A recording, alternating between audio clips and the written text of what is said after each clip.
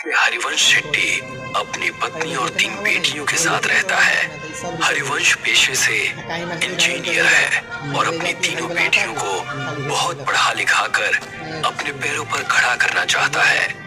गांव के सभी लोग हरिवंश को बेटियों की पढ़ाई के बजाय उनकी शादियों के लिए पैसे जोड़ने की सलाह देते हैं, मगर हरिवंश शेट्टी अपनी मर्जी का मालिक है।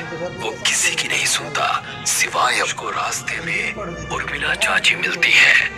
बेटा, मैंने तुम्हें मना किया था ना बेटियों को इतना पढ़ाने से, मगर मैंने सुना है तू उन्हें विदेश भेजने की तैयारी कर रहा है। हाँ चाची, आजकल के बच्चे पढ़े लिखे होते हैं और सब अपने पैरों पर खड़े होते हैं। मैं भी अपनी बेटियों को बहुत पढ़ाना लिखाना चाहता हूँ। एक बार अपने पैरों पर खड़ी हो जाए, उसके बाद शादी की सोचेंगे। मगर बेटा, उनकी शादी। ओफो चाची, अभी वो तीनों बहुत छोटी हैं। तुम उनकी चिंता मत करो, मैं हूँ ना, मैं सब संभाल लूंगा। इतना कहकर हरिवंश अपने ऑफिस के लिए निकल जाता है। उसके ऑफिस पहुंचते ही उसे खबर मिलती है कि गांव में भूकंप आया है और सब बर्बाद हो गया है। हरिवंश वापस घर पहुंचता है और देखता है कि उसका पूरा गांव बर्बाद हो गया है। अरे ये सब क्या हो गया? मैं तो लुट गया, बर्बाद हो गया।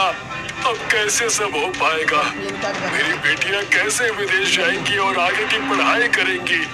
अजी, नुकसान तो पूरे गांव का हुआ है, मगर भगवान की कृपा है कि हम में से किसी को कुछ नहीं हुआ।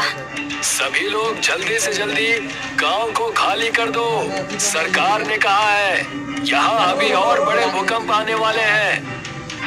देखते ही देखते पूरा गांव नदी पार करने के लिए इकट्ठा हो जाता है। सभी नदी के किनारे खड़े चिट्ठी का इंतजार करते हैं। वहीं हरिवंश शेट्टी का परिवार भी अपने नंबर का इंतजार करता है। हरिवंश किसी सोच में डूबा है, तभी उसके कंधे पर कोई हाथ रखता है। हरिवंश पलट कर देखता है तो वो डर जाता है। खून से लथपथ एक आदमी उससे कहता है, बहुत लंबा इंतजार करवाया है तूने, आखिरकार तू हमारी पकड़ में आ ही गया। हरिवंश उस आदमी को देखकर डर जाता है। वो आसपास देखता है, सभी लोग नॉर्मल हैं। ऐसा लगता है जैसे हरिवंश के अलावा किसी और को वो आदमी नजर ही नहीं आ रहा। कौन हो तुम और मेरा इंतजार क्यों कर रहे थे? आत्मा कुछ कहती कि तभी हरिवंश की सबसे छोटी बेटी उससे कहती है, पापा, हम कब से यहाँ इंतजार कर रहे हैं। सबका नंबर आ रहा है, मगर हमारा बोट में नंबर ही नहीं आ रहा। अब तो मुझे बहुत जोर से भूख भी लग रही है। क्या दिन देखने पड़ रहे हैं ना इंजीनियर। जब अपनों के साथ कुछ बुरा होता है ना, तो हमें कहीं चैन नहीं मिलता। सही कहा ना मैंने? मगर तुम हो कौन और मुझसे क्या चाहते हो? तभी हरिवंश की नजर नदी के बीचों बीच चल रही नाव पर पड़ती है, जहाँ से बहुत चीखों की आवाजें आ रही हैं। नाव नदी के बीच हिचकोले खाने लगती है।